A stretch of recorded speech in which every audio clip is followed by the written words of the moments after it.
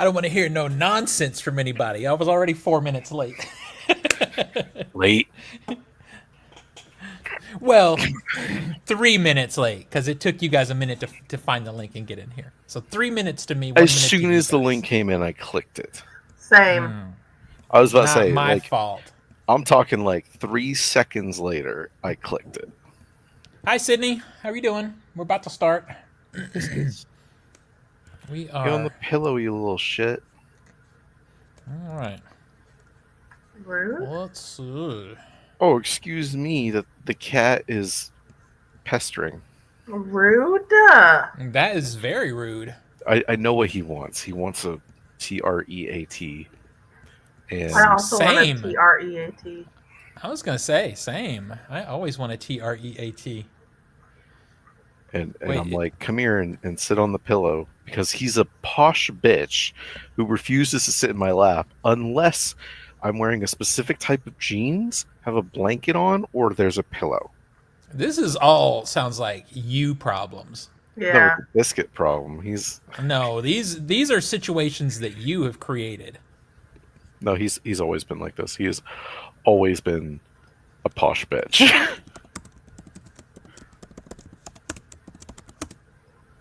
See, even now, look at him.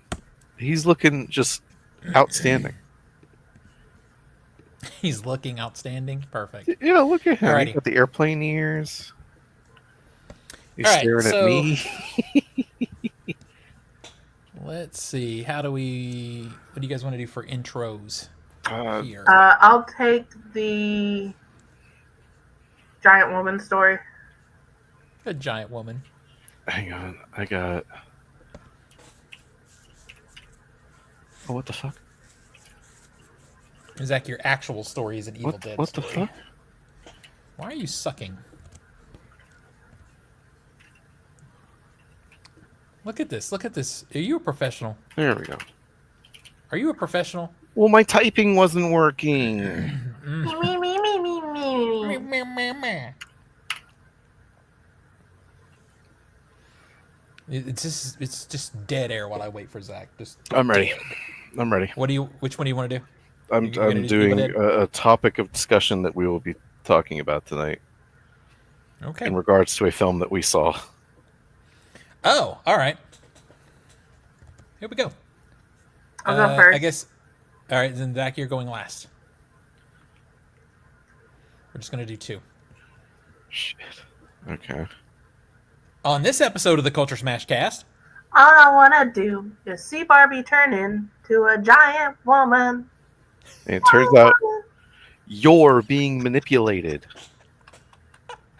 it's the Culture Smash Cast, episode 677 for July the 23rd, 2025. I am Stephen Lackey, editor of the Culture Smash Cast. Tina? I'm Tina Qualls, contributor to Culture Smash Cast. Zach? I'm Zach. I'm constantly fucking things up. Constantly. Yes. Always. Always. Should I change my name to that? Like, For reals. All right. Sydney, I see your question. We'll do that in just a second. Let me just do these intros first. Join us every Wednesday night live on YouTube and Twitch starting at or around 7 p.m. CDT. Follow us on your favorite platform and engage with us just like Sydney is right now, dropping us questions in the comments sections. Let's see. Special thanks to Skinny Mixes for supporting the Culture Smash Cast. Skinny Mixes are coffee, cocktail, and dessert syrups that are 0 sugar, 0 calorie, and 0 to 2 carbs. Head on over to skinnymixes.com and try some of their drink and dessert syrups, such as the white chocolate, salted dark chocolate, and salted caramel. They also feature a variety of cocktail mixes and water infusions. Spice up your coffee or cocktail with less sugar, calories, and carbs. Use promo code CultureSmash for a 15% discount on your order. So Sydney asks us in the chat, what films about mental illness hit you the hardest, if any? I can think of a couple of good ones. Should I go first? Yeah. You go first. So, One Flew Over the Cuckoo's Nest is one of the greatest films ever made, with Jack Nicholson giving one of the greatest performances ever made, and I find it really disturbing. But also one that I really like, that I think is I don't know. I might like. It's not a better movie than One Flew Over the Cuckoo's Nest, but because of the director, I just find myself watching it more often, which is Unsane. Unsane is I fantastic. was about to say that's great. It didn't hit me hard though. Yeah, is- I Yeah, don't this that's is- the know. thing. It's like Yeah, the that's one the that hard hit part hard. about this is like hit me the hardest, and I'm like, Yeah, these are just ones I think that are good. Now, One Flew Over the Cuckoo's Nest. The first time I saw it, I did that one hit me pretty hard. It was a there. It is an emotional bomb, especially by the end of that movie. I know a movie about mental illness that hit Zach hard. Ready? yeah. Yeah. The Babadook. Well, okay, when you say hit me hard, that means emotional. Well, it scared the shit out of you. This is the scariest movie I've ever seen. Okay, Google, stop. Sorry, my phone just went off. I see. But like, I wouldn't say like emotional meaning like boo hoo, Yeah. you know. And I'm really trying to think. Yeah, I don't know. I might have to pass. fuck. I I Google. don't remember Stop! the title of it, but there's this one where this woman is basically delusional and thinking her kid's still alive. Mm-hmm. Fucking hate AI bullshit. Okay. I Well. can't remember the title of it, so it doesn't count. Fail. Epic fail. Listen, I saw it like years ago. Some of the ones that like just pop into my head: The Taking of Deborah Logan, dealing with Oh, like interesting. Alzheimer's. Do you want to know a movie about mental illness that hit me emotionally, but it hit me emotionally because I fucking hated the movie? Beau is Of course. Afraid. Fuck that movie. Yeah, don't like that movie. As much as it's gonna put me in the like stupid poser millennial trap, Donnie Darko was one of my first introductions to dealing with the like relatable mental illness Mm-hmm. film. I hate that movie too. I hate it too, but it stuck with me. I hated it, but it stuck with me. Listen, I would rather hate a movie than forget a movie. Yeah. At least it's memorable, right? I've seen so many movies that I've totally forgotten because they just had no impact whatsoever. So Yeah, at least and there's then years that. later, somebody will mention it, and you go, "Oh yeah." Oh yeah, I did see that. What's up, Samantha? Welcome to the stream. So I don't know if I have an answer for for that one. All right. I really can't think of a film that dealt with mental illness that just destroyed me. Yeah. I know I there, can think there of is. like films about mental illness that disturbed me. That you know, I mean, shit. Over the week we watched Antichrist. It's about mental illness, It is. but it didn't make me cry, but it disturbed me. Yeah, it's disturbing. I mean, I think that counts to me. I mean, that as long as it has an impact, right? I mean, if you want to count it, Inside Out kind of deals with mental illness. It does. That's true. Too bad I totally didn't cry during that film and like felt nothing. Zach also has no soul, though. Little Miss This is Sunshine. true. If I Little Miss like, Sunshine. I can name films I've been bawling at, but they don't deal with mental illness. Yeah, it's true. I mean, shit. I was crying my eyes out for a romance movie the other year. That's true. I mean, I was wait, too. hold on. Can we count? Could we count Vortex as mental illness?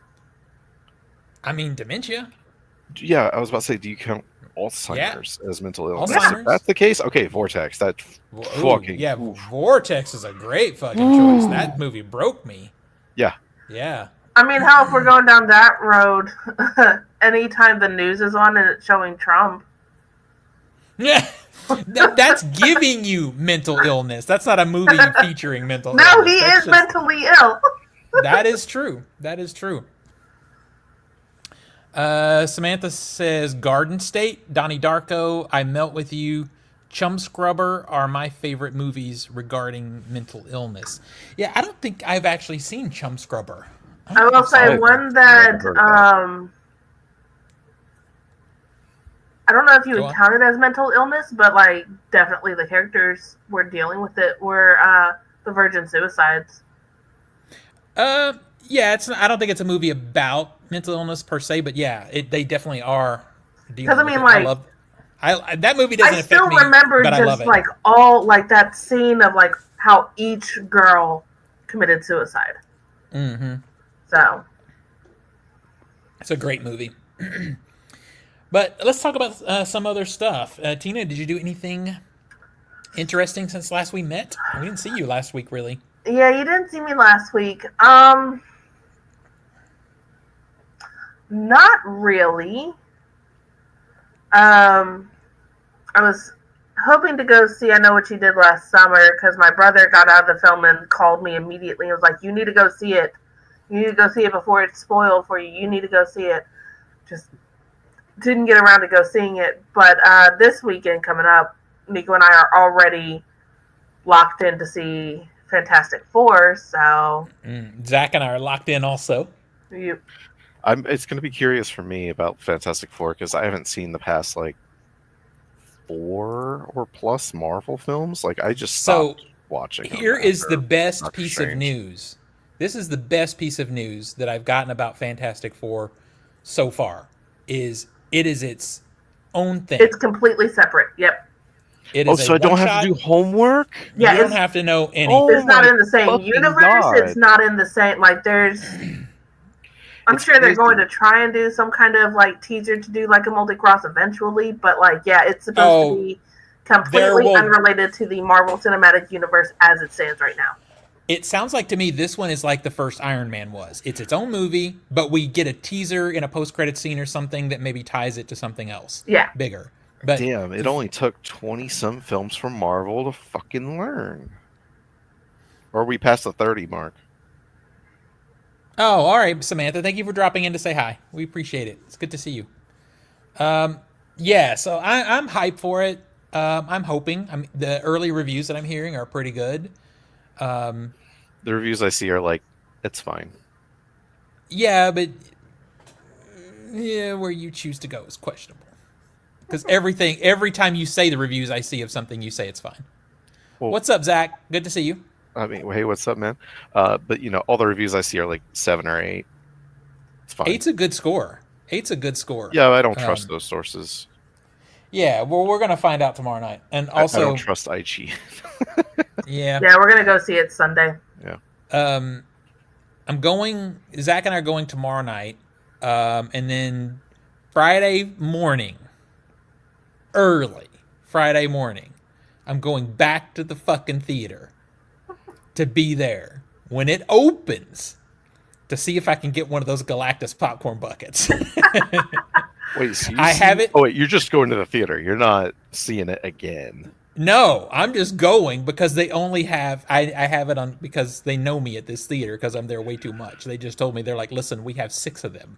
That is it. Oh shit, that's it. That is it. Yeah, and Well, hopefully that $80 price tag will deter turn people off. Yeah. Wait. So they're not gonna have those popcorn buckets for opening night, but they'll do it for opening day. What do you mean opening night? What are you talking about? Thursday night. No one ever counts Thursday as opening. That's like pre-show. Okay. Opening so night is always Friday. You can't get a popcorn bucket for the film you're watching. You can. They have other ones that will be available, but the Galactus one is very limited. And they are telling me that most theaters only have 6 to 8 of them each. Okay, but the point is that they're not going to be selling them Thursday night. No. You're sure? That is what I was told when I was there the other day. Now, when we go to the theater, I will, of course, ask.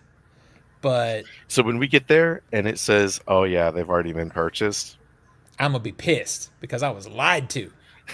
I'm kind of gonna be kind of laughing at you.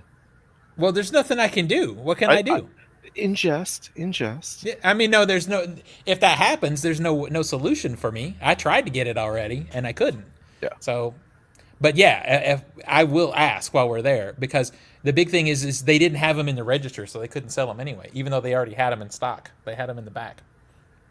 But yeah, they have a Galactus one that is literally the size of a human. It's giant. And then they have a Fantastic Car one, which is pretty cool looking, but I'm not as interested in that. I And kind then of I like think- the one where Mr. Fantastic's like the last thing around it, but Yeah, I've seen that one too. for me, And I, it has to be one that I can use in my home, like because I still use my Batman popcorn bucket. It's not anything special. It's just the plastic bucket with, I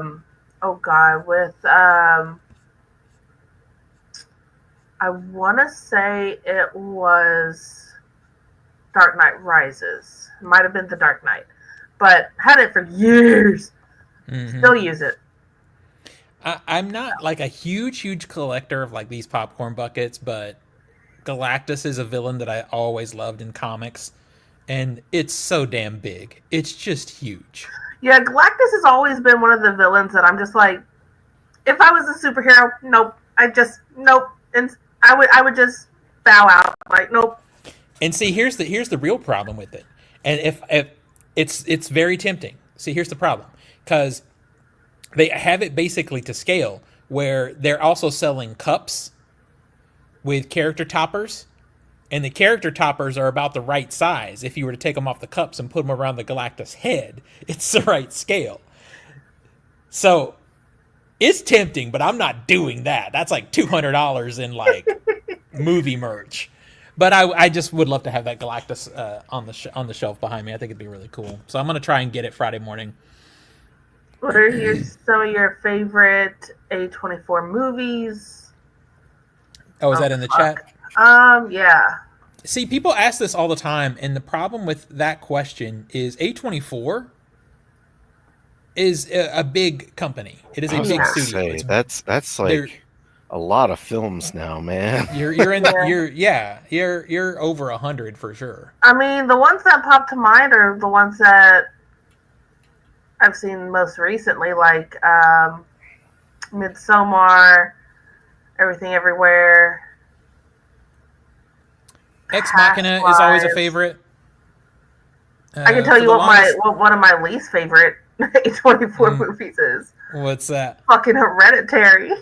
Yeah, Hereditary. I'm glad you don't like it also. I'm going to 'cause I be feel real. like On a scale of these things, it's not really that awful compared to the other A24 films they've made. there are worse ones. There's Oh, plenty yeah. of worse ones, but yeah, I also am not a fan of Hereditary. And it's just The Whale is a good one. The Whale's a good movie. It wouldn't make it into my top because they just have so many, you know? Yeah, it would be hard to say. I mean, I can list like a top 5, but like I don't even to go 1, it's like shit. I don't even think I could do that because they have so many. I would be like, well, here it is, and then I go look on their website and oh shit, I forgot they made that one, or I forgot that one. Everything Everywhere All at Once, Climax, Past Lives. I mean, Fuck Climax. Climax so good. Shit. I mean, there's so many. There's so many. And now that it's like I could do a top 5, and then I get to like 3 in. I'm like, hold up. Let me just make sure about these other 2. All right, so wait, I want to take a quick look. I haven't looked at the box office. I'm sure the movie that Zach really wants to talk about. You're being manipulated. There's a couple things. Before we get into the box office, though, I will mention the reviews for House on Eden have started popping up. Have you seen them, Zach? No, I actually haven't. IGN has a review up today, and I'm like, oh shit. House on Eden, that's the Selena Spooky Boo and Call Me Chris one, right? Yeah, so you weren't in the stream. Zach and I got to go see it early. We went to an advanced screening because 2 TikTok people that I'm friends with were hosting it. So we went. Checks out. Look, checks out. Yeah, it does. It does. They gave it a 3 out of 10, which seems about right. I can't believe it. It's like, yeah, no, we are right. It has a few good moments, especially in the first 15 minutes, but in general, it's just not good. It's just not a good movie. You know what else checks out, Zach, is when they had the actual premiere of it Monday. Mm-hmm. If you went to that one, there was a Q&A with them after, and they were bragging about the fact that they never had a full script. They just had a beat sheet. Boy, and I'm like, would you believe I could checks tell? out. checks Would out. you See, believe I that's the could thing. like? It's like Ugh. I like Selena Spooky Boo's content, but it's short. It's not structured. I like her sleepwalking videos. I like her funny knock knock jokes, dad jokes. I like that. But they're very quick. They're not scripted. There's no plot. There's no structure. And I've seen her book reviews, and it's not encouraging. And then Call Me Chris, same thing. It's her short comedy is okay, but I wouldn't trust anything long term for her. Like So the entire like last 10 minutes of this movie come out of. It feels like they just pulled it out of their ass, Yeah. and it's very unsatisfying because it's like there was no setup of any of this shit. So when you say we didn't have a script, it's like, well, fucking A, it shows. You just It pulled does shit show. out of your ass, and as a viewer, I'm going, what the fuck is this? And there's just certain things that are really funny in it.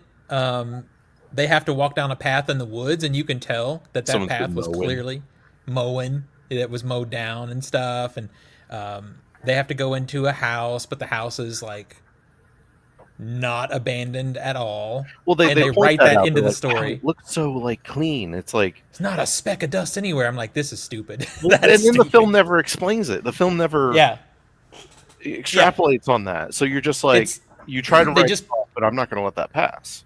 yeah. They just put that one line in there to explain that this is not an abandoned house. Someone's actually fucking living in this house, and it's clean. It's not great. It's not great. I'm not sure how that translates to USD, Zach, but I loved Warfare, so it's going to be worth owning. It's a great movie. Okay, question. Name some movies where the main character dies, but you did not accept it. Spoilers. Yeah, that would be... $44 USD. That is expensive for That is a expensive. 4K. Yeah. That's very expensive. Yeah, I would. As much as I really like the movie, I'll be waiting.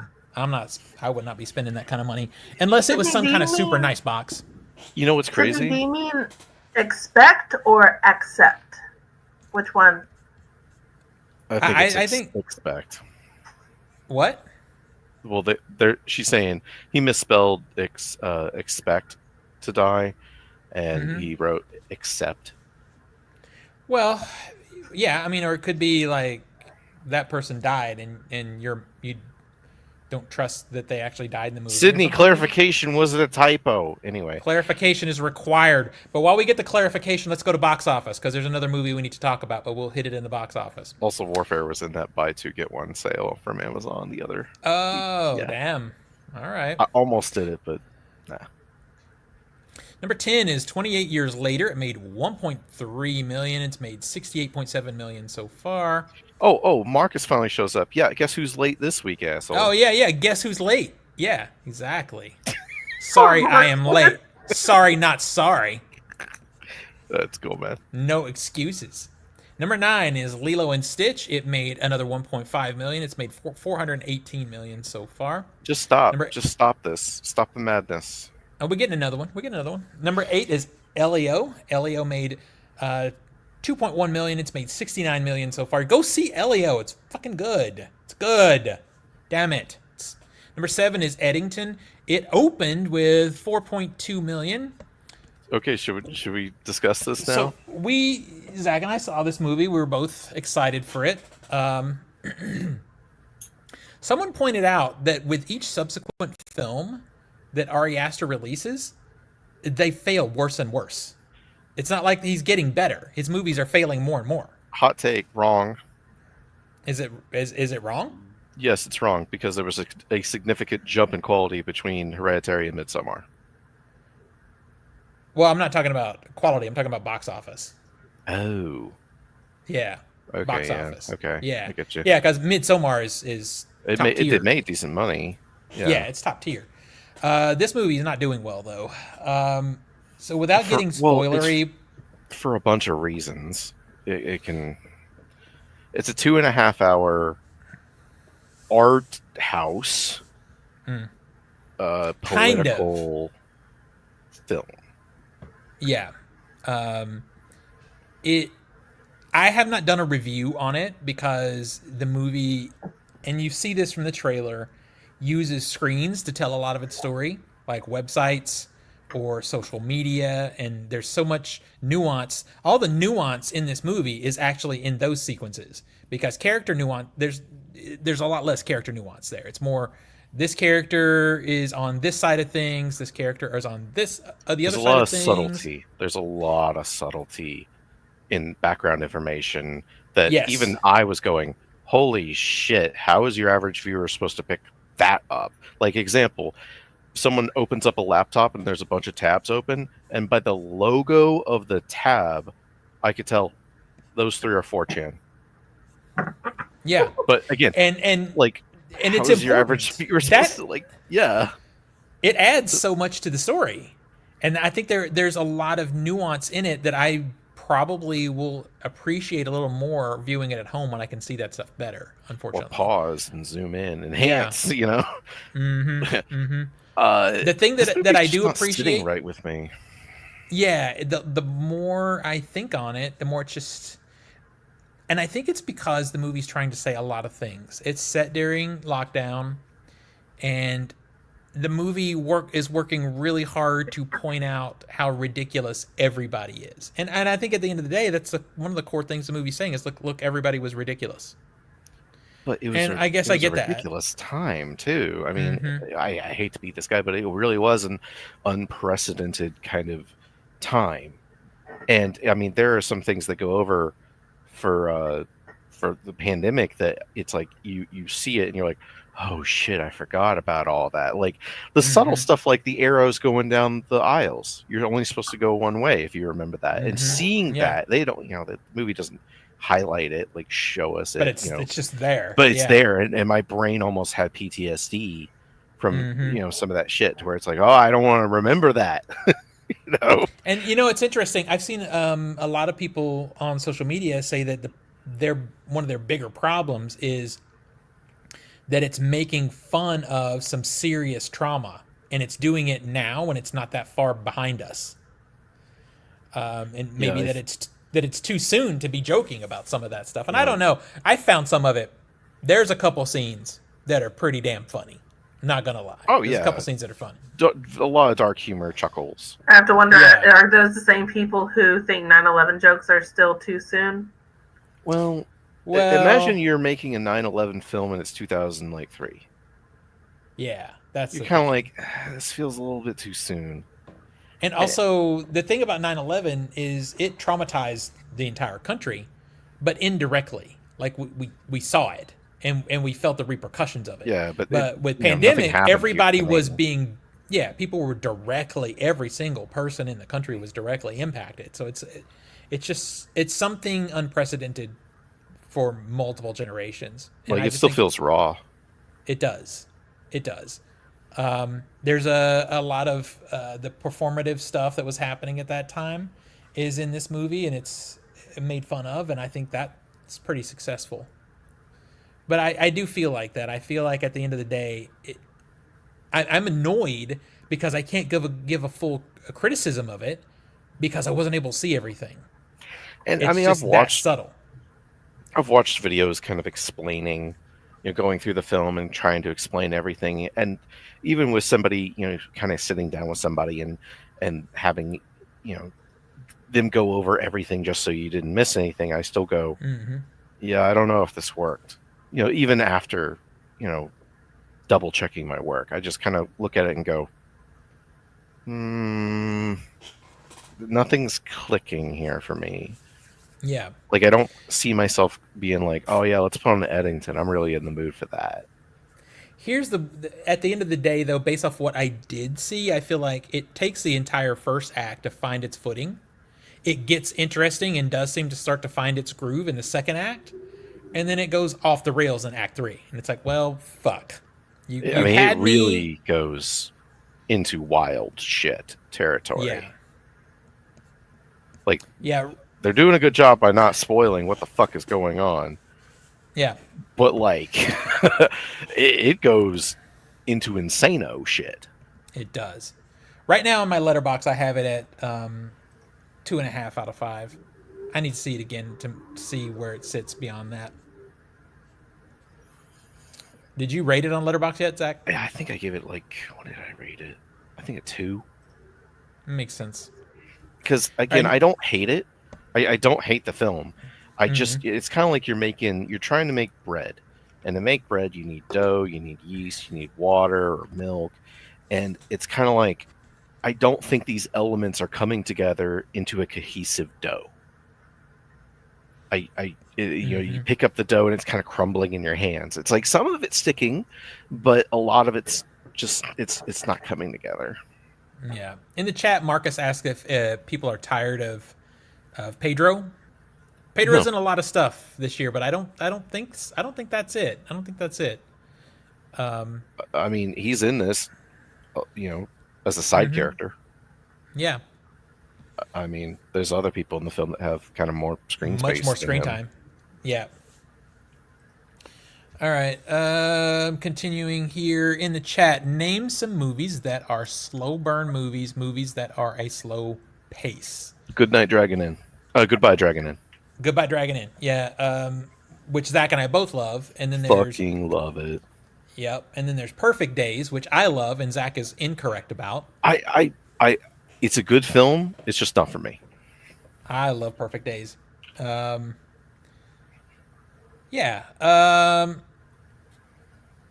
2001: A Space Odyssey. Great movie. Very slow. I really wish I liked it a lot more. Like I can Yeah. appreciate that film for like what it did for cinema, but Yeah. I don't really ever rewatch it ever. So Well, and that's the thing. I like to put it in for some of the visuals of it. But when people say they fell asleep watching it, I get it.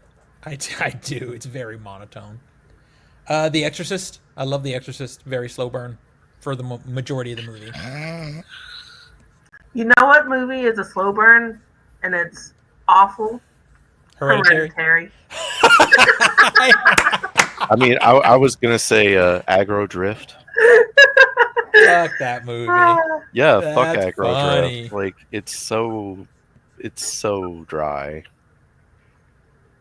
See, Sydney, I don't feel Killers of the Flower Moon is a slow burn. No. I feel like that movie, for the length, it is a long movie, but for me, that movie just clicked. Long. Oof. It just clicked for me. I just love that movie. All right, let's see. Still finishing here. 6 is How to Train Your Dragon. It made 5.4 million. It's made 250 million so far. Number 5 is F1 the movie, Marcus's favorite movie of the year. It made 9.8 million. It's made 153, almost 154 million. I hate to say that, but that's not good for that movie. It had a very hefty start, but it fell off fast. Well, it had like a $300+ million budget. Yeah. This is like one of the most expensive movies ever made. Yeah. And you're telling me domestically it's only grossed 156? Yep. Number 4, opening this past weekend, is Smurfs.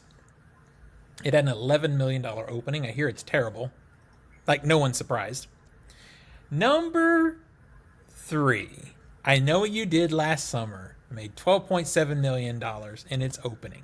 Is this the re-release? No, this is the new movie. Stop titling your fucking movies to be the same title when it's a sequel to the film that you're fucking... It pisses me off. Every single time you title the film the same title as the sequel to the...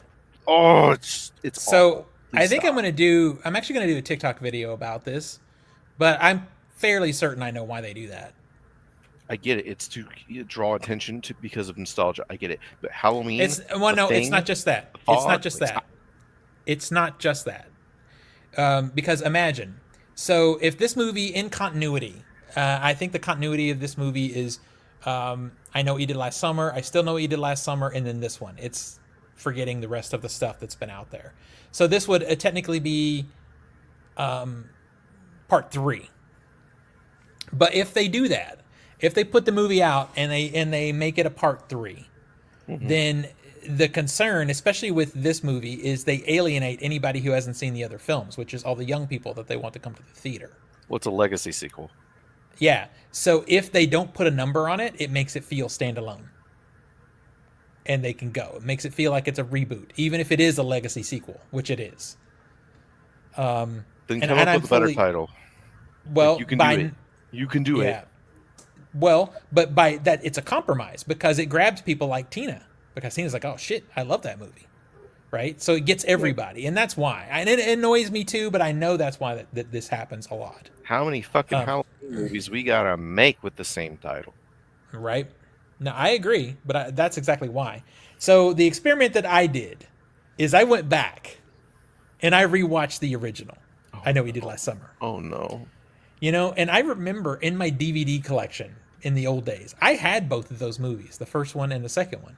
So I'm like, I know I must have liked them because I bought the DVDs, but I couldn't remember. I haven't seen them in so many years. So I watched it and I'm like, oh man, this movie's not good.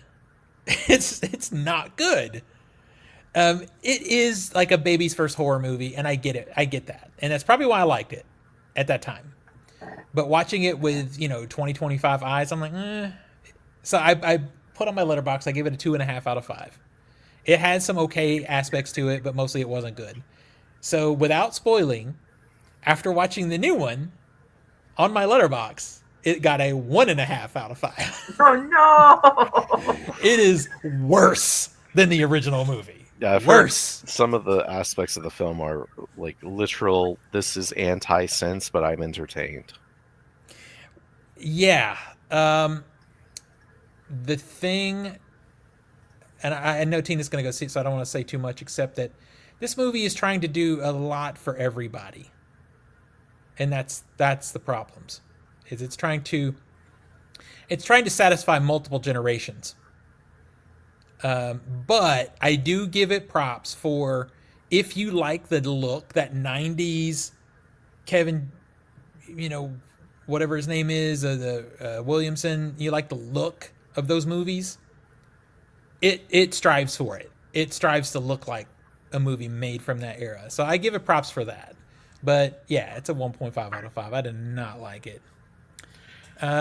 People people going to think think it's based on The Shawn Mendes song. Shawn Mendes song. Also, can we just hold up a sec? Sydney says Sinners is a 3 out of 5 solid movie. That's a red flag. Sid. I can only disagree so No, hard. Sydney's red flag is Hereditary is a great movie. Oh shit. Okay, we got the 1-2 punch right here, and We sure do. us. Sinners is a 5 out of 5. Banger. That's We fun. love that one. It is. Sinners is still my top movie of the year so far. Yeah, spoilers It's- from my list. Yep, it is. Yeah. Yeah, thus far. Yeah, it is. All right. So wrapping this up, Jurassic World Rebirth made 23.7 million. It's made 276.4 so far. I cannot believe that. How has word not gotten out that this movie is a steaming pile of shit? Because Boy. it's dinosaurs. Listen, it's better than the previous film, and the previous film made $1 billion. So just get ready. And number one is Superman. It made 58.4 million. It's made 236.2 so far. Yeah. So that's what that is. Opening this weekend, we don't really have that much. We have House. I put it's actually House on Eden. No tomato score yet, but we know it's not good. And then Fantastic Four is currently sitting at 88%. So Film Ball. Yeah, so Film Ball, we got some upsets. Hell yeah. So in the secondary Discord game, in fourth place with 269.1 million is Steven. Damn it. You are not the upset. I'm sorry, my dude. Damn it. In third place with 420.4 million is Kevin. In second place with 614.2 million is Crystal. Ooh. And in first place with 726.7 is Adam. That's that Jurassic. That's that World Jurassic movie. money. Yeah, 100%. And my game's about to kick in. I'm gonna start getting that Fantastic Four money. You just wait. In the other Discord game, in sixth place with 58 million is Samantha. In fifth place with 279.5 million is Steven. Late bloomer. It's fine. In fourth place, you got Marcus with $289.3 million. In third place is Frenchie with $352.4 million. In second place with $366.7 million is Nick. And still rounding out the number one spot in this game is Crystal with $665.4 million. Damn. Now, in our game, in the podcast game, in fifth place is $273.8 million is Nico. He has Superman money, and he has Fantastic Four money coming in soon, so we'll see. Damn it. But he has quite a big jump to try and get to that number one spot. In fourth place with $281.6 million is Nathan. I also want to take a small second to read out Nathan's full score of $281,666,000 demon and $538. Okay. Exactly, demon. In third place is Zach with $408.5 million. In second place is Steven with $442.5 million. And in first place is me with $611.8 million. So we'll see. Still to come. Let's see. We got Nico still has Eddington. He has Fantastic Four. And he still has 3 weeks of Superman. But after that, his game's wrapped up. Steven, you got the Smurfs. Don't hold your breath, my dude. That's what's up.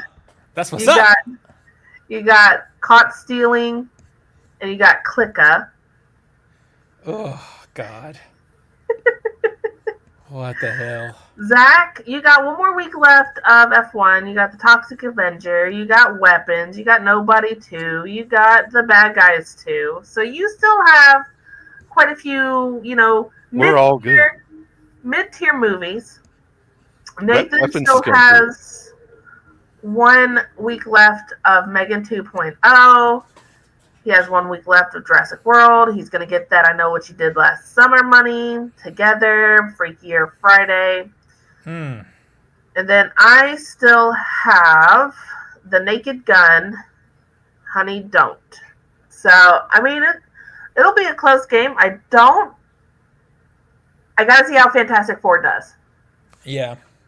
I got to see how Fantastic Four does. Because right now, if it's mostly just based off of Superman versus Lilo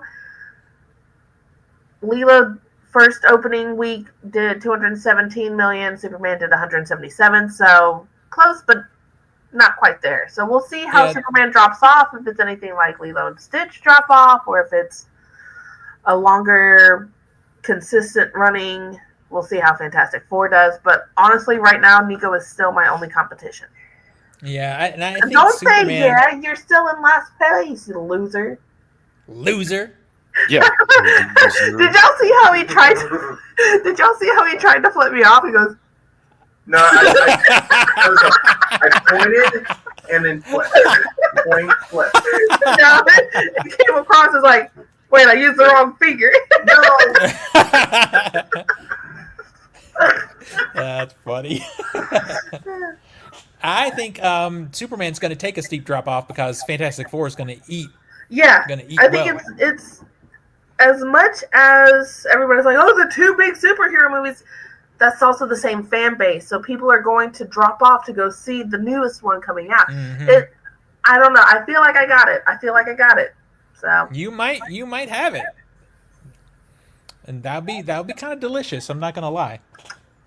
I would love it since I'm not gonna win. I would rather you win because that would be more entertaining for me. No, have me win. Nah, you don't need to win. Marcus, I don't know. What movie are we talking about? You said best that's going to win best animated movie. Which movie are we talking about? I think he's talking about Niha 2? Niza 2? The Chinese one that everybody's ranting about. Yeah, I hear it's great. But I mean, I haven't seen the haven't seen first one, though, but it's on Yeah. Peacock. Niza 2. I mean, it's made $2 billion. Marcus comes in like, nope, K-pop Demon Hunters. Yeah, everybody says that one's great too. Yeah, I will hear say this that fight. one is a great movie. It is entertaining. It is catchy as fuck songs. I would be upset if K-pop Demon Hunters won Best Animated Movie. Listen, Fantastic Four, any version up to this point, getting a 4 out of 5 is a red flag. That 94 film is not good. You said it's fucking fun? Okay. Yeah, I've been meaning to watch it. Like I said, like the songs will get stuck in your fucking head for like eons. And it is a lot of fun. But I would still be very upset if it won Best Animated. Yeah, we got to see what's in the category. I don't even know what's Yeah. going to be in that category this year. Alrighty, Pixar so movie. probably. Yeah.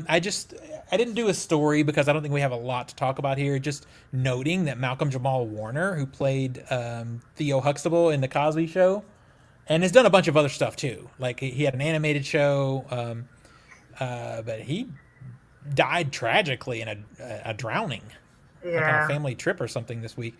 And then Ozzy Osbourne passed away. He was in his 70s, young, but he had Parkinson's, so he was not healthy. It's kind of creepy that he had this farewell show. Yeah, like literally what, 2 weeks ago? Maybe? Yeah, Yeah. something July like that. 5th. Yeah, and then now this. And it's like, I thought, because everybody, of course, all my TikTok is either K-pop Demon Hunters or Ozzy Osbourne clips from the Osbournes, and everybody's ranking like the top funniest Ozzy moments from the Osbournes, and I wasn't seeing the moment that I remembered being the funniest. I'm like, did I hallucinate? Was that a fevered dream? So finally I had to look up Ozzy Osbourne, Little Dog Burrito, and it's just a clip of him walking in, because you know how he fucking loved those Chipotle burritos. He's walking in, and like the little dog's eating his burrito. He goes, "Hey, get away from my burrito, you little shit!" I don't know why, but that just cracked me up in the early odds. I found it hysterical. I mean, he was like, oh, shit. Yeah, pretty much. Yeah. It's so funny. I remember when that show was on, and a lot of hardcore like musicians were like criticizing, "Oh, he was just selling out, blah blah blah." And I'm like, this is the brilliance of Sharon Osbourne, because they could say that all they wanted to, but then you would go and look on like the Billboard Top 100, and his every single album, Black Sabbath or solo, was going double platinum again after they'd already done it on their first release. And here's the thing: this was when celebrity reality TV show was just getting started. Yeah, the Osbournes is The credited Kardashians hadn't aired yet. Like, this was completely unscripted, off the walls, like hilarity. And honestly, it's what I wish celebrity reality TV had remained, because it was one of my favorite shows at that time. So yeah, it was like I even watched it, and I'm not much on reality TV, but I watched that. Marcus is saying that that 94 Fantastic Four captures the heart of it. I disagree. yeah. I just prefer to R.I.P., watch yes. The Incredibles. Yeah, The Incredibles Yeah. is the best Fantastic Four movie up to now. It said, and with F4 being the superhero I read by Can far we the can most. we not do like F1, F4? Like we're doing so many F abbreviations in a fucking month. Do we have to? I don't blame him. If you It's do typing Fantastic less. Four, just do FF. Oh, yeah, I'd do Yeah, that. because my brain is going F1, F4. What are we doing? Like keystrokes on a keyboard? Like Yeah, because it took me a while to separate F1, the racing car movie, from F4, talking about Fantastic Four. I'm so used to seeing it FF. Yeah. So he's saying that the family bond is what means the most, and so far only the 94 has it. See, I didn't feel that from the 94 I didn't get the family movie. bond.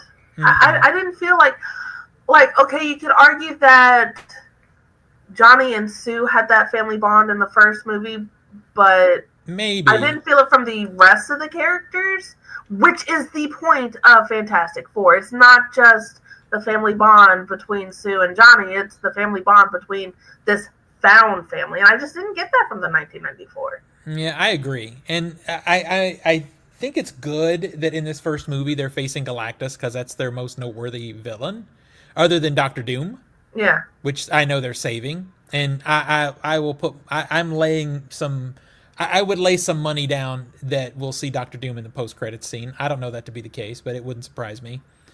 I will But say, I I can don't already know. tell you I like this version Silver Surfer better than the 1990s Silver Surfer. I actually think the 1990s Silver Surfer was striving to get the vibes, the Yeah, I monotone don't sort of mean to. vibes. Yeah, I don't mean to knock the Silver Surfer from that era. It's just based on what I've seen so far, I can tell I will be like in love. I will be Johnny Storm level in love with the Silver Surfer in this movie. Well, did you see that on IMDb now they've named that character? What? The silver the what her name is? I We have know what her not. name we know what her name is now. It's in the IMDb. And it's impactful. It's important to the story. Oh, Like it I don't want reveals to look at something. it now. It reveals something. Like I want to say it because it's on IMDb. Hold It's not on. a secret. I am not going to. Just hold off a day. Fuck. No. No, what? No. What? Are you going to look? Yes.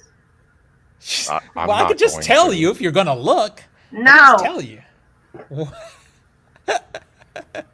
But yeah, it's her character is named on IMDb. It's not Silver Surfer. It's named, and it really tells something. If you know the story in the comics and stuff like that, it tells something. Mother. And the great Marcus Okay. says, "Say it." No. And what's interesting is if you haven't read the comics, the name means nothing to you. Oh, If you sweet. have read the Okay. comics, yeah, no, Zach, you won't know shit because Okay, cool. by the name. Yeah, But when I say that name to anybody who's read the comics, they're gonna know. Oh, this is how we're doing this. Yeah. Did you see it? Yep. And so now you know. Yep. Like, it says something. Yep. Okay. I have to leave the stream if you have to Google it. All right, I'll say it. He says, please say it. So, and now Tina knows, and it won't matter to Zach. Yeah. So this character's actual name is Shalabal. If you read Who the fuck comics, is that? you know exactly who that is. You know exactly who that is. So, while at first when I saw that on IMDb, I was a little upset that they put it there, but now I'm kind of intrigued. I'm like, oh, Yeah, I'm This- gonna be intrigued on what they do, like how they interpret that character from what we know in the comics. yeah. That's gonna be an interesting pull. Yeah. Marcus said, "What?" in all caps. Yeah, that was my initial reaction too. Marcus. Did not expect that. No, I really didn't either. Because there's another character that I kind of was hoping it was a riff on. I was hoping that she was going to be a riff on Nova. I think that's her name. But no, that's not who this is. So there you go. Alrighty. So also, should we play this trailer for the Hellraiser? No, you can't. It has titties in it. Oh, that's right. It does have titties in it. Yeah, I was like, what? What? Yeah, Yes. which is bold for a video game trailer. It really To have- is. Titties and sex, which I mean, it's Hellraiser though. But Yeah, Because so the talking point, Hellraiser video game trailer dropped. Everybody go watch it. It has titties in it. I Yeah. mean, it's a first-person story-based game they're making. Okay, yeah, it looks like it's going balls to the wall. my problem Wha- with the game though is it's a nice trailer. Let's look up that game studio. Oh, they've So who's done- the game studio? Oh shit. Well, then I don't care about the name. What is it that they've done? Well, that's a great point. What have they done? I mean, you could have a debut game be great. It's possible. I know. It's just, when you look up a game studio and they're like, "We're doing Hellraiser," and you're like, "Great. Who are you?" We're Saber Studios and Boss Team Games. Marcus, we'll What drop have it you in, done? We'll drop it in the Discord, Marcus. Well, we ported The Witcher 3, okay, Yeah. and we ported other like they do a bunch of ports. Yeah. Is that Doug Bradley doing Yes, the voice? I yeah. thought so. Because it sounds correct, but it sounds like older, which is fine because he's older. But they affect the voice and whatever, so it sounds good. They're using the music, which I love the music from the first Hellraiser, and it looks like there's a lot of sex and a lot of gore. So I'm I mean, interested. I just want it let's to be be real. good. 9 times out of 10, sex and titties in video games is cringe. I mean, yeah, but Hellraiser, It's Hellraiser though, and I'm like, it it's has right to at be in home. it. It's right at home. Yeah, it's part of it. Yeah. It's part of like his whole thing. It's like pain and pleasure, so it kind Well, of has it's to be in there. desire. It's It's all of that. pushing. Yeah. It's. I mean, if I'm being real, this game should be rated adults only. It should. It won't, but it should. Yeah. I don't know. I'm interested, and it's getting a lot of attention right now because I don't. That's a franchise that should have been given more love a long time ago. If you do want to show a part of the trailer, you have to start like a minute in. Yeah, I'll just Yeah. skip because there's a lot of gore in it too, and I don't know Yeah, if there's that'll a just. ton of core. Yeah, it's really it's cool. If you haven't seen it, I would go look it up if you like horror games. I want it to be good, and it explains a lot too because the Hellraiser IP got pulled from Dead by Daylight. Oh, it did. It did, yeah. If you already own that skin and that character, you own the Cenobite character. You get to keep it, but you can't buy it anymore. Oh. It's pulled from the game, and it makes sense because it's coming, to this one. I love this All right. comment on this video. Everything that parents warned us about video games in one convenient commercial. Because in the commercial, it's two people having sex. She's on top, and she grabs the box and opens it, and then the Cenobites come and rip her in half. That's just the first minute. Exactly. All right, Tina, let's do your story and see what we have time wise after that. We actually been on here for quite a Okie while. dokie. So Margot Robbie is set to star in a brand new version of Attack of the 50-Foot Woman with Tim Burton directing. According to the Insider, Robbie will not only play the lead role, but will also help produce the movie through her Lucky Chap production company. Warner Brothers is backing the project, which has quietly been moving forward after months of silence. Robbie's involvement isn't much of a surprise. After the massive success of Barbie, Warner Brothers is eager to work with her again. In Barbie, she not only starred, but also produced through Lucky Chap, which would be why the studio was so quick to bring her on board for this unusual sci-fi project. Film is based on the original Attack of the 50-Foot Woman, a sci-fi B-movie that first hit theaters in 1958. Back then, Allison Hayes played the main role of Nancy Archer, a wealthy woman who returns from a mysterious alien encounter, transformed into a giant, using her new talents to take revenge on those who wronged her. The movie's campy style and old-school effects earned its place in pop culture history, inspiring parodies, homages, and even a 1993 TV remake starring Daryl Hannah. Now, Tim Burton plans to give the story a fresh look. Known for his dark and quirky filmmaking style, Burton seems like a natural fit to reinvent the story. It's an interesting shift for the director who has recently worked on films like Dumbo and Beetlejuice, as well as the Netflix series Wednesday. The idea of remaking Attack of the 50-Foot Woman was first announced back in February of 2024. At that time, Gillian Flynn, who wrote Gone Girl, was attached to write the screenplay. Flynn's first draft reportedly laid the foundation for the story, but she won't return to finish the script, citing time constraints. For now, there is no official release date. I actually think Tim Burton has been really hit or miss for a long time. Yeah. No way. I do think that combo of him and Margot Robbie on this particular movie is interesting. I could see it being absolutely horrible and almost an insult, but I can also see it being the extreme opposite of like, oh my god, that was awesome. And I don't see it being middle of the road though. Yeah, and I'm just hoping that Margot Robbie's involvement would keep it leaning in the right direction story wise. Because I don't feel like I feel like she's become such a force behind the camera also that if something doesn't feel right, she would just say this. Yeah, Fix it. I think despite all of my personal feelings for Margot Robbie, she is one that, especially with working with previous IPs or IPs that have a fan base, of listening, of paying respect to that fan base, of paying respect to that original IP. So her, I'm not too terribly concerned with. I think it's going to be, if Tim Burton doesn't have a rein in on his Why would he need to be particular reined in? Everything he style. does just makes so much money and is popular. That's There's why that, I'm concerned about this.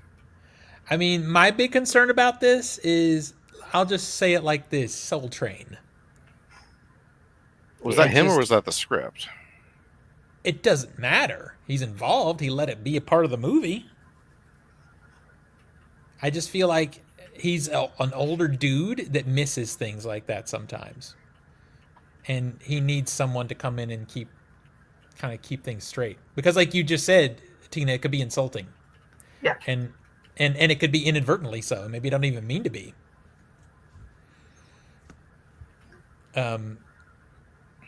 I think if anybody's going to rein him in on this project, I think it would be Margot Robbie. But I'm curious. So you're not a Margot Robbie fan? Is there something I should know?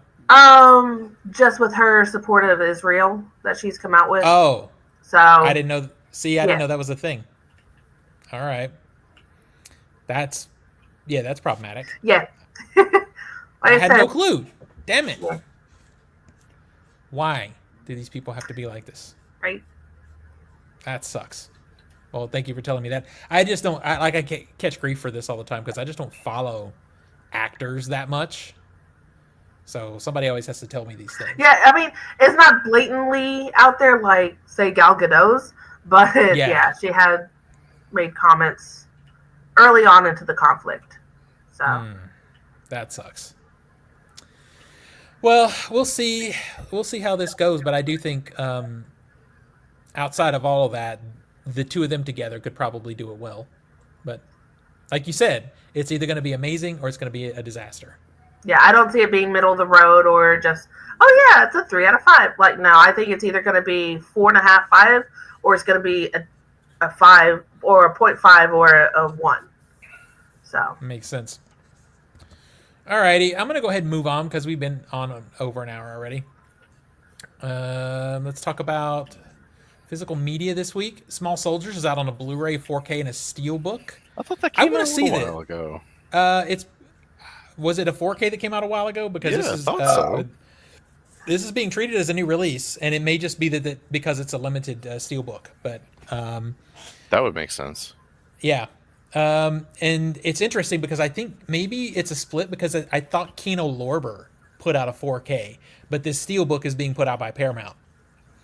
That would be, I thought it was a boutique label putting it out. So if it's Paramount putting it out, that would make sense. Yeah. Then we get Final Destination Bloodlines on a Blu-ray 4K and also on a Steelbook. Steelbook's ugly, by the way. I don't like any of the artwork from that film, like Yeah, it's not great. across the honestly, what they board. should do for Final Destination Bloodlines, which I know that they're going to make more, so Yeah. but they need to have it as the needle structure, and all the discs, all the movies are in that like circular disc at the top, and you can have it to where you fold down the glass panels at the bottom and people drop. I think that'd be fun. Oh, I like that. They did put out a 6-film collection, but I'm not being suckered into that. One, because like I there's said, 2 they're really gonna bad make movies more. in it. They're gonna make and more. there's also a couple of really fucking bad movies in that collection Yeah. too, which is problematic. I keep Okay, blocking out the NASCAR one because I just like to pretend it it's- doesn't exist. yeah, because it's bad. It's awful. All right, so Cobra, that was put out a couple of years ago by Shout Factory in a Blu-ray, but Arrow Video just released a 4K edition. Serenity is out in a 20th anniversary Steelbook. That I was like, holy shit, that movie is 20 years old. And this is also the second Steelbook that movie's gotten. It's a 4K. The Stuff is out in 4K. The Stuff is a very fun movie. And then Fight or Flight is out in a standard Blu-ray, and that movie is okay, but mostly forgettable. All right, so the worst cover art history of violence Criterion Collection horrible. Is it that bad? That's funny because I heard other people online being like, "This is one of the greatest all-time covers for Criterion," and I looked at it and I'm like, "Sure." I haven't seen the film, so maybe it. The film is fucking awesome. I love History of Violence. It's a double shot of Cronenberg violence movies that are more less body horror and more just violence. And I like both of those movies a lot. Yeah, so that's what's out in physical media this week. All right, let's bring this baby to an end. Tina, where do we find you on the internet? You can find me on most major social medias under Cheddar Popper, CheddarPoppr. Zachy boy? You can find me playing Half Sword and dying horribly, but you can also find me on Instagram. I'm Master of the Matrix 91. You can find me on Discord as well as Steam as a Dangerous Mute Lunatic, and you can find me on Letterboxd Master Z91. Fuck this game. Find me on Letterboxd and TikTok and Instagram. Just look up OTS Movies, Off the Shelf Movies, also, and right here on YouTube. I'm going to be doing some more YouTube stuff coming up. Because I think it's important to do so because the other platforms are horrible. But YouTube is also horrible. So they're all horrible, but that's where you can find us anyway. I guess we'll see everybody next week. Bye, everybody.